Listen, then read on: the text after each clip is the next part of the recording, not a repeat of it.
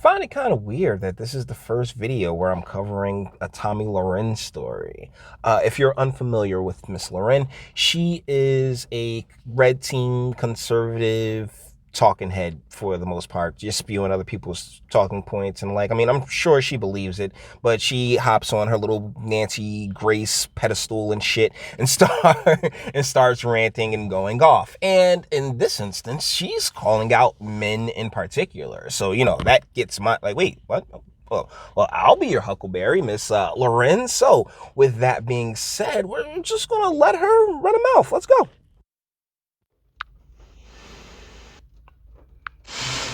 What?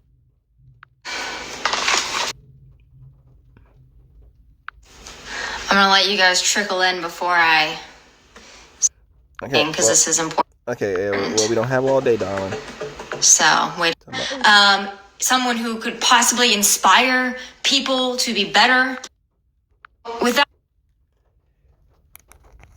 Okay, yeah, so at this point in the video, she's talking about how she wants to inspire people and do great things. I'm a teacher. This is what she says in the video. It's hilarious. Like, fellas, Timothy 2:12, all right? Timothy 2:12. Just it's never really quite worth the price of admission. But let's keep going.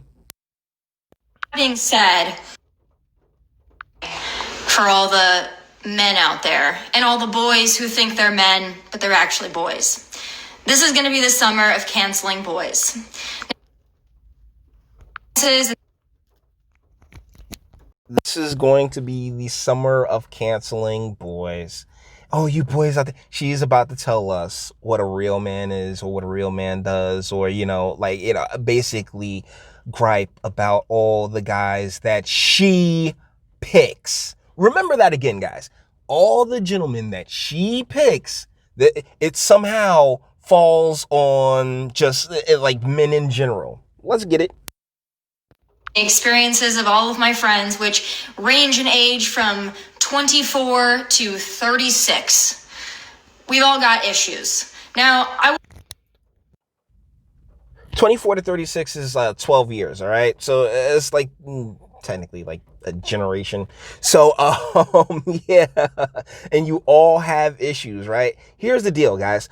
Any homegirl of Tomi Lahren, you think she gonna be Pukisha? No, it's not gonna be no damn Pukisha. It's gonna be another chick exactly like Tomi Lahren, who makes over six figures a year, and by default, basically prices herself out of the market. You get what I'm saying? Like, yo, because it's the 80-20 rule all day, where you got all these women who make this certain amount of money, so they only want to deal with a guy that makes a certain amount of money, which is more than them, more than likely double. So she's probably looking for a guy at least pulling in 300,000 a year, something like that.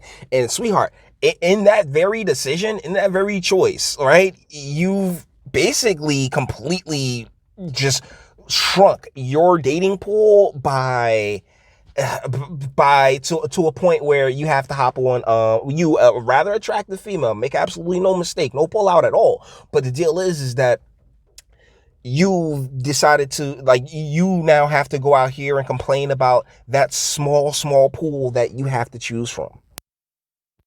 all of my friends are attractive. All of my friends are successful. No shit. All of my friends have something going on.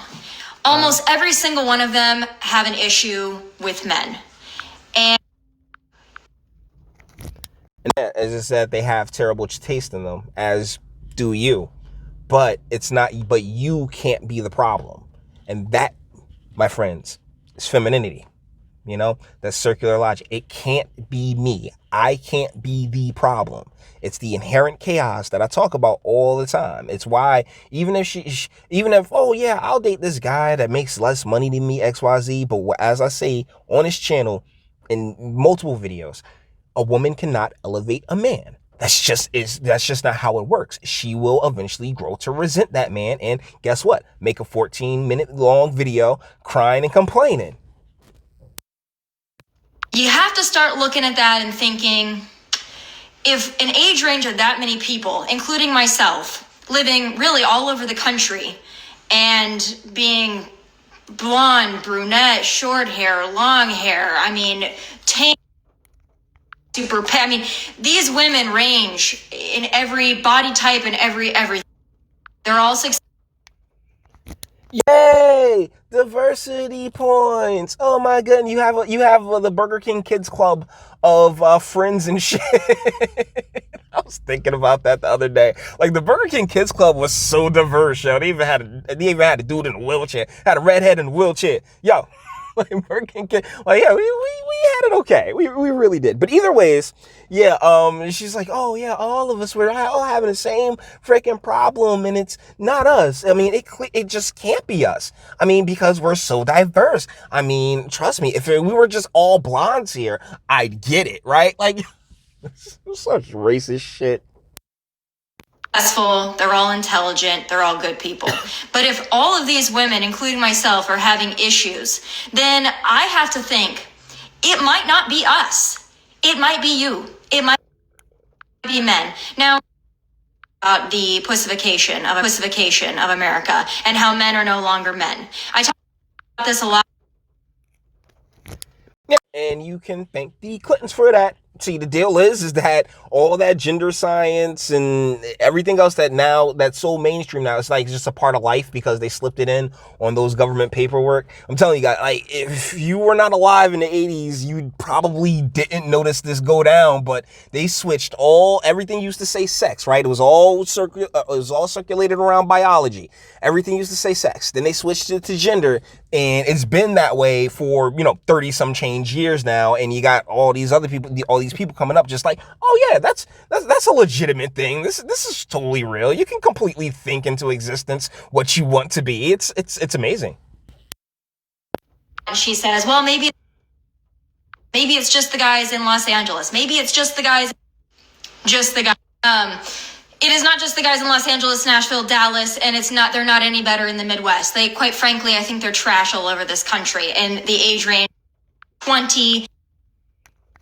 But us East Coast dudes, you ain't bring us up though, so we good. Don't even worry about all that, because why don't you just come to the coast? I mean, come to the East Coast. Check out the Atlantic. It's all good. Nah, we ain't shit over here either, darling. To, I think, about 55, maybe even 60. A lot of men are trash. A lot of men don't know how to treat women. A lot of men don't know how to really, quite frankly, pull their heads out of the sand. So, you want to know the fun part? Because what she just said, because I'm having a hard time keeping up with the what's the name? With the pause and start. She just said, well, they don't really know how to treat women until they're 50 and 60 and maybe even 60. Sweetie, then go get a 50 or 60-year-old. His jizz still works just the same. First and foremost. Secondly, you know what? And that's because, and the reason they know how to treat you well is because when they were younger, they were burning through chicks like you back then, So it's like, yeah. Like that's just experience, sweetheart. Like, and it actually goes to show what I say about life trajectory, right? I mean, for both men and women, and that how we are, our biological significance. Basically, it grows in opposite directions. Let's keep going. I am going to help you. And these are some of the things that I've experienced, and these are some of the things my friends have experienced. I'm just going to lay a few things out. They haven't all happened to me. Some of them have just happened to my friends. A lot of them have happened to me. So the first thing, and I've made notes, by the way. I've made notes. This is how invested I am in this, because I've been thinking about this for about 2 weeks solid now. First question for men. If you like a girl, if you're even somewhat interested in a girl, you need to ask yourself this question. Are you single? No, I don't mean are you kind of single, seeing 5 people, dating somebody, still kind of ship. The commitment is the commitment, sweetie. Whoever has, if I've given her, if a man has given you his word and you have his kids and you're living together and you're doing your thing, that's what a commitment is. That's where the heart lies. All right, plain and simple. Anything else, anything extra, like, yeah, are there scumbag married dudes out there, smashing single chicks? Yeah, but guess what? Single chick, in a lot of cases, y'all know exactly what it is. You just accept the terms. Then you want to get mad once things don't pan out, when in reality it was never going to pan out. This is something that it happens often. I'll give you that. And I'm not sitting here absolving guys that do that. If you like, that's one of the things that my dad always taught me, right? Was that unless you're married to that woman, you really don't owe what you don't owe your commitment. Okay, that's just how it is. Unless you took that woman before God and was like, yo, I want to rock with this one. Your commitment isn't particularly old, and I think that you can kind of wrap that together with cohabitation and whatnot, what have you. But yeah, sweetie, if he's not, if you're not, and that's the thing about women too. Y'all don't bother asking many cases. You'll sit there and smash a dude, and then later find out, oh yeah, had you just waited 10 seconds, you'd have found out that yeah, he had a whole family and stuff like that. But thanks for the vagina. It was great. Kind of broken up, kind of on again, off again, kind of married, kind of divorced. Are you actually single? That means single. You have nobody. You have no complications. You have no attachments. You are actually single. Are you? Do you? I mean, real talk. Yeah, 27? How many schmeats you think she done had? I mean, after a certain point, that pair bonding is completely broken or completely broken. So, do you? Like, is there not that dude from 12 meets ago that you really miss? You really want? Is that not a thing? First question, believe it or not, that needs to be asked. And ladies, you should be asking it, because in 2020, it's not a given anymore that a guy pursuing you is actually single. First thing. It was never a given. And secondly, like if you out there fishing, right, fellas, if you out there fishing, it's something bite. And when it comes to oh man, I kind of skipped that that other part, the other point that I wanted to make, because she said, what did she say? It doesn't mean that you're single, and I dropped it. The second thing that I think is very important that men don't seem to understand. There are very few women out there, and I'm speaking from personal experience as well as from all of my friends and all the women, quite frankly, that I talk to. There is not a woman out there that wants to be your pen pal. She doesn't want to get your texts, your good morning texts, your good night texts, your random through the day texts, if they don't follow up with a plan to actually, here's the kicker, in person, hang out. Now, I know what you're saying, oh, it's COVID, people can't hang out in person. This has not been a 4-month problem. This has been a 5-year problem that I've experienced with men, and my friends have experienced with men. Women do a pen pal. We don't want to we quite frankly don't care if you text us all day or if you don't text us at all. If you're not going to make a plan to actually see us in, not interested. Okay, so yeah, that was a whole sack of lies. Deal is that you damn sure want those texts. You damn sure want to be reached out to, want to be communicated with. I mean, maybe it's something different. Maybe it's me, but yeah, you guys definitely do. But I also get what you're saying. Whereas you want plans on deck to meet up, and yeah, I don't like, why would you? Talk to a chick and not try to pipe it down. I'm not particularly sure why. Like, I kind of get that. I do. And if you do have a woman out there that just wants to be your pen pal, it's probably because she has a boyfriend or a husband or a wife or whatever. We don't want a pen pal.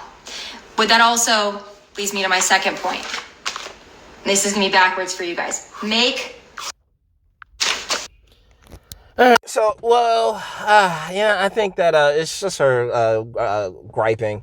And once again, Timothy 2:12, right? I mean, we're not going to be really learning anything here. It's just more along, because she's just like, make plans. Kind of already covered that. So, guys, yeah, she's just, let it screech, right? Let her have at it.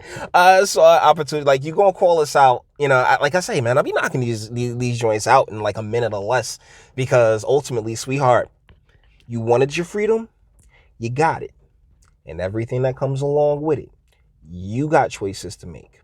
Okay, Like, and honestly, back in the day, your pops would have made these choices for you. You would have adjusted to them because, after the marriage and like, as far as I'm concerned, it's like, as far as I'm concerned, it's like a soul transfer. Like the woman's soul goes from the father to the husband. And thusly, they used to accept that and respect that. And that's how you end up with those like lovebird couples, man, whose souls actually were able to connect to each other. But these chicks now, man, they pipe down by the time they 16.